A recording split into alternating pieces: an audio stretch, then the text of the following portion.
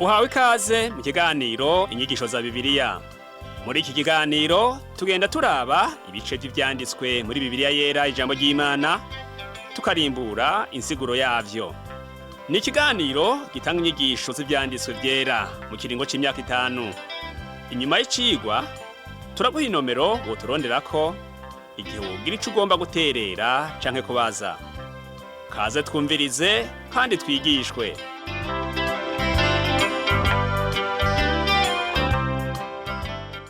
Nshuti nawe mugenzi uri kurumviriza ikicigwa c'inyigisho za Bibiliya, ndakuramukije amahoro y'umwami wacu Yesu Kristo abane nawe.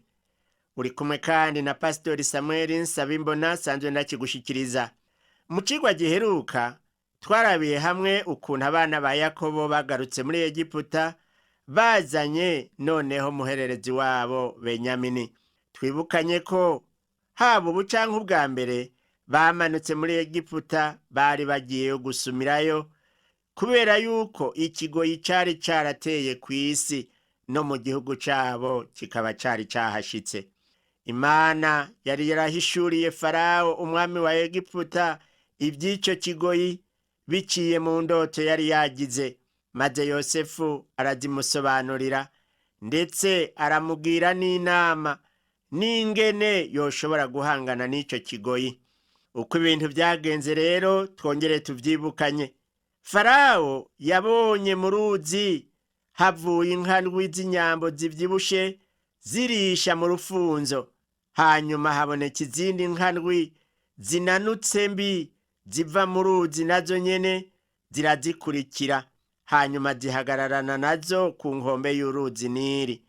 Izo mbi zaciye zimira ziyongobeza za zindi zivyibushe, kandi Farao asubiriye gusinzira yarose indoto zigira kabiri, nazo nyene zifise izo zipfana n'izo za mbere. Ngo yabonye imishishi ndwi myiza cane iri kw'impeke nziza, hanyuma haza n'iyindi mishishi ndwi imeze nabi yumishijwe n'umuyaga wo mu buseruko. Iyo mishishi rero y'ibihumbwa ikiyongobeza ya mishishi ndwi ivyibushe myiza itengengeye. Nuko Farao amaze kwikangura arondera abo musobanurira ivy'izo ndoto, ahamagaza abapfumu bose bo muri Egiputa hamwe n'abanyabwenge bose abarotorera izo ndoto ziwe, ariko ntihagira n'umwe ashobora kuzimusobanurira. Farao amaze gutuma akabo banyamareba n'abanyabwenge bose, ariko akabura umuntu n'umwe amusobanurira izo ndoto, yaciye haboneka ikintu kidasanzwe. Hariho umuteretsi w'ibinyobwa umwe twabona Yosefu yasobanuriye indoto ziwe bari mw'ibohero. Aca aribuka ivyo bari bavuganye na Yosefu, aravuga ati, ndibutse ko hari umusore yasigaye mw'ibohero. Igihe nakugwayo nkagaruka ku bikorwa, nari navuyeyo ndamwemereye ko nzomukubwira mwami wanje Farao. Uwo musore niwe yoshobora gusobanura indoto zawe. Aca aramudondagurira ingene vyagenze ati, warabonye rero Farao ko yaciye ahamagaza Yosefu akamukuza mw'ibohero giturumbuka. Yosefu akimosha akambara izindi mpuzu, yambura impuzu z'ababoshwe, yambara iz'ibwami. Ubwo n'ubuzima bushasha bwari imbere yiwe, vyagereranywa n'ukuzuka. Urabona ko yasa n'uwari yarapfuye none arazutse. Hanyuma rero yaciye arenguka imbere y'abategetsi. Ivyo bitwibutsa cane ivyashikiye umwami Yesu. Farao amaze kumurotorera indoto ziwe uko zakurikiranye, asaba Yosefu kumuha uko zisobanurwa. Yosefu yishura Farao aterega si jewe ndabishobora nyaguhora ku nganje. Imana niza kukwishura ivy'amahoro. Twabonye yuko muco Yosefu yakora cose icubahiro yagiha Imana. Aha rero twongere twibukanye nshuti mugenzi yuko mu vyo dukora vyose twari dukwiye kwitwararika guhesha Imana icubahiro. Nimba ivyo dukoze bibaye birimwo umugisha, nuko Imana iba ariyo yabidukoresheje. Niho Yosefu rero yaca avuga ati, erega si jewe nshobora kuzigusobanurira, Imana niyo iza kukwishura iby'amahoro. Yosefu yavuze ati indoto ni imwe, ibice bibiri biyigize bivuga ku kintu kimwe, kandi kugira ngo izo ndoto zisubiremwo zihabwe Farawo kabiri, kwari ukubera yuko zari zihambaye. Imana yagomba kubwira Farawo mu ndoto icyo igomba gukora. Nguku rero uko indoto zasobanuwe. Ico nico nakubariye, uwo ni Yosefu abivuga ati nico nakubariye nyagora ku nganji, ko ivy'Imana igira ikore yabikumenyesheje. Ati hazoba imyaka ndwi y'agahimbo mu gihugu ca Egiputa iyo kiva kikagera, hanyuma hazokurikirako imyaka ndwi y'ikigoyi. Uwo mwimbu wose wibagirane mu gihugu ca Egiputa, ico kigoyi kizofutanya igihugu. Uwo mwimbu ntuzobucibukwa kubw'ikigoyi kiwukurikiye, kuko kizoba ari cishi cane. Ico kigoyi cari categuwe n'Imana. None rero Imana yagomba ko Farawo abimenya. Umviriza ico Yosefu yaciye ahanura Farawo. Yosefu ntiyasobanuye gusa izo ndoto, ariko yaciye amugira inama. Aravuga ati, nuko rero nyaguhora ku nganje, nurondere umuntu w'umunyabwenge w'umuhinga, umuhe ubutware mu gihugu cawe ca Egiputa. Farawo nashireho abimburisha, bimburishe ikigira gatanu c'ivyimburwa mu gihugu ca Egiputa muri iyo myaka y'umwimbu. Yosefu abonye bimeze gutyo, reka dushishikare inkuru ya Yosefu, turabe ingene Yosefu yahavuye akibwira bene se uwo ari we. Iyo nkuru yaciye ibanezereza cane, kandi Yosefu akibwira bene se, kandi bamaze kumumenya Yosefu arabiyegereza mu buryo budasanzwe. Umurongo wa mbere wo mu gihimba ca 45 haravuga ngo, Yosefu ntiyaba agishobora kwiyumanganya imbere yabo bahagararanye bose, aca avuga n'ijwi rirenga ati, nimutaramura abantu bose. Nuko ntihagira uwundi muntu n'umwe asigarana na Yosefu igihe yibarira bene se. Yosefu rero abanza gutaramura abantu bari muri iyo nzu bose. Umurongo wa kabiri uca uvuga ngo, araturikisha ararira. Abanyegiputa baravyumva, no kwa Farawo baravyumva. Ico gihe Yosefu ntiyashoboye n'ukubanza kuja mu kindi cumba. Oya, ibigumbagumba vyaramurengeye. Yaciye aturikisha atangura kurira. Nta n'umwe yarazi ikimuriza, na bene se ntibari bazi ikimuriza. Yosefu yari yamaze kugeza bakuru we bikwiye, nta kindi cari gutuma ashishikara kubahisha uwo ari we. Nta nkeka igihe kigiye kuza aho Yesu Kristo azokwimenyekanisha kuri bene se b'Abayuda. Igihe kigiye kuza mbere cimirije vuba, Yesu azobikora nk'uko yabisezeranye. Twibuke yuko igihe yaje ubwa mbere yaje mu biwe, ariko abiwe bakanka kumwakira, nk'uko Yohana mu butumwa bwiza yanditse igihimba ca mbere umurongo wa 11 abivuga. Abayuda bahavuye banamutanga ngo abambwe. Aho azogarukira azokwiyereka biwe, kandi nibamubaza bati, izo nguma zo mu biganza vyawe n'iziki? Nawe azoheza abishura ati, nizo nakomerekeye mu nzu y'abakunzi banje. Uko niko Zekariya yabihishuriwe mu gihimba ciwe ca 13 umurongo wa 6. Kristo azokwimenyekanisha kuri bene se, kandi kuri uwo munsi ab'inzu ya Dawidi n'ababi Yerusalemu bazotoboregwa imbizi yo kuboza ibyaha n'ubuhumane bwose. Niko tubisoma muri ico gitabo ca Zekariya gihimba ca 13 umurongo wa mbere. Uzoba ari umunsi udasanzwe kuri Yesu n'ab'inzu y'iwabo. Izi nkuru z'ingene Yosefu yimenyekanishije kuri bene se zitwibutse ivy'isezerano rikomeye ry'ingene azoza bakamumenya. Yosefu yari afise ikigumbagumba cinshi atari gushishikara kwihanganira. Abo mu nzu kwa Farawo ntibashobora gutahura ikimuriza, ntibashobora no gutahura ivyariko birabera mu nzu kwa Yosefu.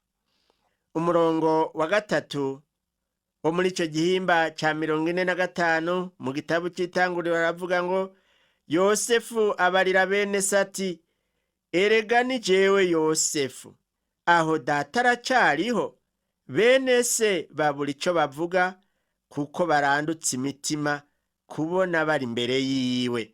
Si coroshe nshuti yanje kubona uhagaze imbere y'uwo wakoreye ikibi, kandi afise ububasha bwo kukwihora udashobora kumwivuna. Bibiliya iravuga ngaha ngo bene se babura ico bavuga, ahubwo si gutyo gusa byari bikwiye kuvugwa. Mu vy'ukuri nyabuna baciye bagwa igihumura, baguye mu gahundwe nk'uko abarundi babivuga, kubona bari imbere yiwe. Ibaze ubwoba bari bamye bafise, uca wumva ko uwo mwanya hoho babuze iyo bakwigwa, babuze iyo bava n'iyo baja, baraburanirwa. Baciye bibuka imyaka yegereye 25 yari iheze bagurishije Yosefu. Bari bazi neza yuko noneho agiraze abihore. Baciye bakubitwa n'inkuba, eka ntaco bari bagishobora kuvuga. Umurongo wa 4 uravuga ngo, Yosefu abarira bene se atehe nimunyiyegereze. Baramwegera, aravuga ati, ni jewe Yosefu, ni jewe Yosefu mwene so, umwe mwagurisha ngashogwa muri Egiputa. Avuze ati, ni jewe mwene so. Ico rero nico gihe gihambaye cabonetse ko ari gitangaza. Mbega wumva baciye bamererwa gute? Turabe ingene Yosefu yavyifashemwo. Ntiyashavuye kandi ntiyihoye nk'uko dusanzwe tuzi abantu bagira. None kubera iki atarondeye kwihora? Umurongo wa 5 uravuga ngo, none ntimubabare ngo mwite ku mwikomo, kuko mwangurishije ngashogwa ino, kuko Imana ariyo yatumye ndabitangira imbere ngo mbe kirokora. Umva ukuntu Yosefu yabonye mu magorwa yiwe umugambi w'Imana. Urabona ico Yosefu yabona gikuru, nuko vyose Imana yavyemeye, ifise intumbero abantu batazi. Imana yagumanye nawe mu kubaho kwiwe aho yaciye hose. Haleluya. Kuva ku murongo wa 6 kugeza ku murongo w'8 nawe haravuga ngo, ikigoyi kimaze imyaka 2 mu gihugu, kandi haracasigaye iyindi myaka 5 batazoruha barimamwo canke ngo bimbure. Imana niyo yatumye ndabitangira imbere kugira ngo ibakize, mugire ico musiga mw'isi, ibarokoze agakiza gakomeye. None rero si mwebwe mwandungitse ino, ni Imana. Kandi yampinduye nka se wa Farawo n'umuzezwa rugo wiwe wa vyose, no kuba uwugaba igihugu cose ca Egiputa. Mbega wewe nshuti yanje, twe nawe igihe twoba tubona ikiganza c'Imana mu kubaho kwacu, twoca dushavura tukarondera kwihora? Oya, sivyo twari dukwiye gukora. Aha rero Yosefu yongera guhesha Imana icubahiro. Yosefu yamanukanywe muri Egiputa amaze imyaka 17. Aho yarengutswa imbere ya Farawo naho yari afise imyaka 30. Urumva yuko hari haciye imyaka 13 yose ari muri Egiputa. Imyaka y'umwimbu mwinshi yari haciye yari 7. Ikigoyi naco cakurikiye cari kimaze imyaka 2. Ico gihe yibarira bene se rero yari amaze imyaka 39, akaba yari amaze muri Egiputa imyaka 22. Muri ivyo vyose yabonye ikiganza c'Imana. Haleluya. Ubu naho rero turabe ingene Yosefu yatumye ko umuryango wiwe wose ngo umanuke muri Egiputa. kuva ku murongo w'icenda kugeza ku murongo wa 11 havuga ngo nimwihute muduge kwa data muzomubarire muti umwana wawe Yosefu yadutumye ngo Imana yamugize umugaba w'igihugu cose ca Egiputa manuka uziyari ntutebe kandi uzoshikuba mu gihugu c'i Gosheni ube hafi yiwe mwe n'abana bawe abuzukuru bawe imikuku yawe amasho yawe n'ivyo ufise vyose. Umurongo wa 11 ati kandi azogutungirayo kuko hasigaye imyaka 5 y'ikigoyi ntuzohava ufutana mwe n'inzu yawe n'abufise bose. Ico gihe iyo Yakobo n'abiwe baguma muri Palestina ntibari gushobora kubaho, baba barapfuye. Yosefu agomba kubazana abashira mu ntara ya Gosheni. Aho ni Gosheni. Aho Gosheni nico gice ciza kurusha ibindi vyose vyo muri Egiputa. Aho Gosheni niho Imana izobatungira ikahabarindira, mbere no kuhabahindurira ikabahindura bagacika ihanga rikomeye ahantu atabandi bantu bahegereye. Uko abo bakuru ba Yosefu bari babayeho vyarerekana yuko vyari bikenewe ko bakugwa mu gihugu c'i Kanani. Umurongo wa 12 uravuga ngo kandi muravyibonera n'amaso yanyu na mwene mama Benyamini aravyibonera yuko ari jewe ubwanje ndavyikuriye mu kanwa. Ndibaza yuko bumvirije Yosefu ivyavuga bakabona umengo ntivyumvikana, bagaheza bagapfukama bagakubita inkoro hasi bakongera bagahaguruka. Uko biri kose Yosefu yari ngaho ahagaze imbere yabo. Umurongo wa 13 n'uwa 14 iravuga ngo kandi muzobarire data icubahiro canje cose fise muri Egiputa n'ivyo mwiboneye vyose, kandi muzonyarukane data mu mushikanino. Yosefu araheza gumbira mw'izosi Benyamini mwene nyina ararira. Benyamini nawe aririra kw'izosi rya Yosefu. Ngugu urukundo n'umunezero abavukana babanye nyakubana bakagaragaza urukundo hagati yabo. Ako kabaye akaryo keza yuko abo bavukana babiri Yosefu na Benyamini bahoberana baragumbirana umwanya uhagije. Ku murongo wa 15 dusoma ngo agumbira bene se bose abaririrako, hanyuma y'ivyo bene se bararemerana bayaga nawe. Abo bandi bene se ba Yosefu bari bajonjaguritse, ubwoba bwari bwabakuye no mwino, ariko ico gihe batangura kuremerana. Niho baciye bugurukirwa baraheza batangura kuyaga mu mwidegemvyo bavugana na murumuna wabo Yosefu. Iyo nkuru rero ica iramamara kugeza no mu bindi bihugu.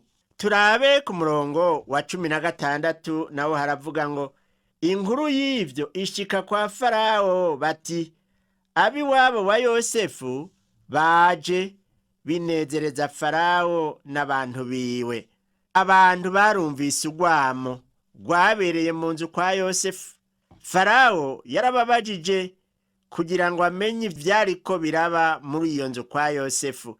Kumbure baramubwiye bati erega barya abagabo 11 bamanutse bava i Kanani bari bene se ba Yosefu. Ivyo vyaranezereye Farao. Kubera iki vyoba vyaramunezereye cane? Farao yari umwe mu bami b'abahikiso nk'uko twabibonye.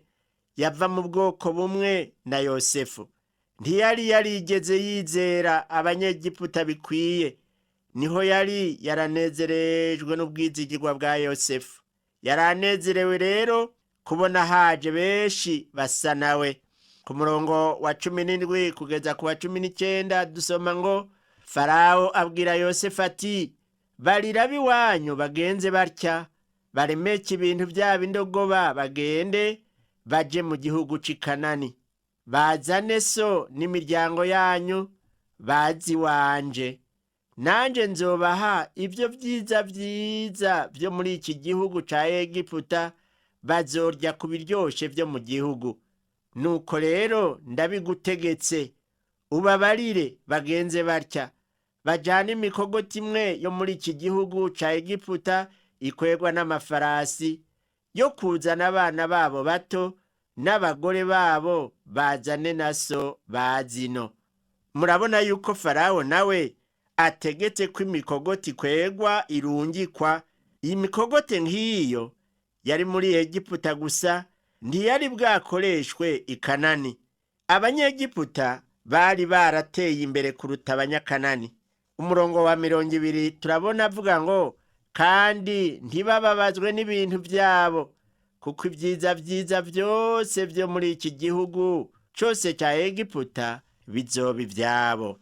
Ntimuzorinde kwirirwa murigora ngo muzane ibintu byanyu byose, kuko ntibikenewe, iniwacu muzoronka ibikwiye. Kuva ku murongo wa 21 kugeza ku wa 26 tubona ngo, nuko bene Isirayeli babigenza batyo. Yosefu abaha imikogote nk'uko Farawo yabigeze, abaha n'impamba. Kandi uko bangana, aho umuntu wese imyambaro yo gukuranya, ariko aha Benyamini intete z'ifeza 300, amuha n'imyambaro yo gukuranya 5. Iganuke yarungikiye se niri indogoba 10 zigiye ziremetse ku vyiza vyiza vyo muri Egiputa, n'indogoba zonsa 10 ziremetse imihure y'impeke, n'ivyo kurya n'induhuro sazorira mu nzira. Nuko asezera bene se. Bakiriko baragenda, arababwira ati, mwirinde ntimutane ku mwikomo muri mu nzira. Nuko bava muri Egiputa baraduga mu gihugu c'i Kanani, bashika imuhira kwa se Yakobo. Baramubarira bati, Yosefu aracariho, ni wa wundi agaba igihugu cose ca Egiputa. Umutima wiwe ucugwa igihumura, ntiyavyemera. Ibyo bintu byari bigoye kwemera koko yuko ari ivy'ukuri. Nuko rero turabe uko vyaciye bibandanya, inyifato ya se ingene yabaye, bariko baramudondera uko ibintu vyifashe. Ku murongo wa 27 haravuga ngo, bamudondera amajambo yose Yosefu yabatumye. Se Yakobo abonye ya mikogote yose yarungitse kumujana, umutima wiwe urarabuka. Umutima wa Yakobo wasa n'uwaravye, wari wadegeye. Niho se rero Yakobo ibyo ariko arumva atanguye kumva ko harimwo ukuri. Reka twumve ku murongo wa 28 uko avuga ngo, Isirayeli aravuga ati, ibyo biramaze, umuhungu wanje Yosefu aracariho, ndagenda nje kumubona ntarapfa. Noneho inkuru iguma iryoha. Kugira ngo azobone Yosefu, nico catumye acafata ingingo yo kumanuka muri Egiputa. Mwiyumvira ko yari afise intumbero yo kuguma muri ico gihugu ca Egiputa? Oya namba, yagomba yibonanire na Yosefu gusa, hanyuma ace yigarukira mu gihugu c'iwabo. Yakobo wewe nico yifuza. Ikigoyi giheze yagira ati, nzoca ngaruka i Kanani. Yagiye gusubirayo ari kiziga, kuko bagiye kumuhamba i Kanani. Yapfiriye muri ico gihugu ca Egiputa. Naho umuryango wiwe wose waraho muri Egiputa, bagiye kumuhamba mu gihugu c'i Kanani, kuko arico cari igihugu c'isezerano. Nshuti yanje mugenzi uteze amatwi izi nyigisho za Bibiliya, wibuke ko igihugu cacu c'isezerano ari mw'ijuru. Aho niho turindiriye kuzoba tutagishobora gupfa. Ugomba rero kuzobayo, yizera umwami Yesu, kuko ari we nzira ishikana mw'ijuru. Ni wewe rero ukwiye kuvyiyumvira ku mwanya nk'uyu. Umutumiro urawuhawe. Wizeye umwami Yesu, nawe azogushikana mw'ijuru. Reka turangize dusenga. Mana yacu y'ukwizigirwa, Mana ushitse amasezerano, ukirura abantu imibabaro yabo, turagushima ko wabanye na Yosefu, turagushima kuri iyi nkuru nziza Yakobo ahawe ku mwana wiwe Yosefu akiriho. Ndakwinginze Mana yacu iri mu ijuru, witegereze umuntu yari karumviriza inyigisho y'uyu munsi ashobora kuba yihebuye, numurungikira inkuru imuremesha, inkuru y'agakiza ibonerwa muri Kristo Yesu. Ayakiriye ahabwa ubugingo budashira. Ndabisabye mu izina rya Yesu Kristo umwami wacu. Amen. Ikigwa cyacu cyo kuri uno munsi igarukiye ngaha, naho ubutaha umwami wacu Yesu Kristo aguhezagire.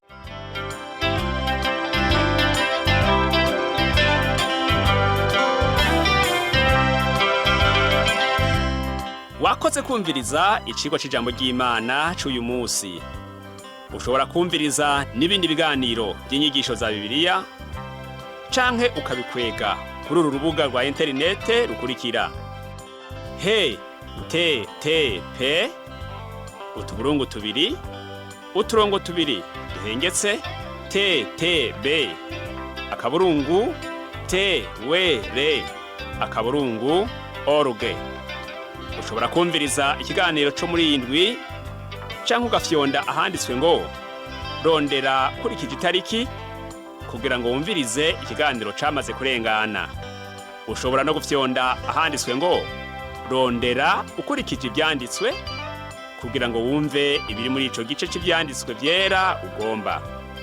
Ufite ico wunganira canke ubaza, twandikire.